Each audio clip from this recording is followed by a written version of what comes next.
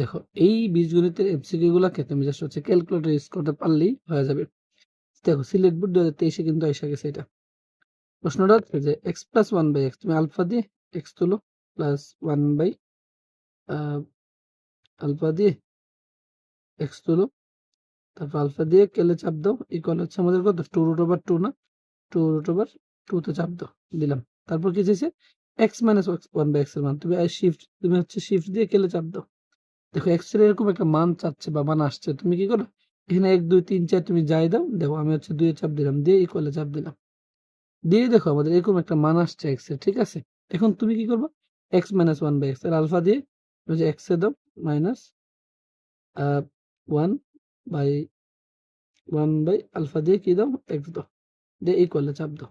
দেখো যেটা কত আসছে 2 আসছে, ঠিক আছে। দেখো 2 কিন্তু ক নম্বরে আছে।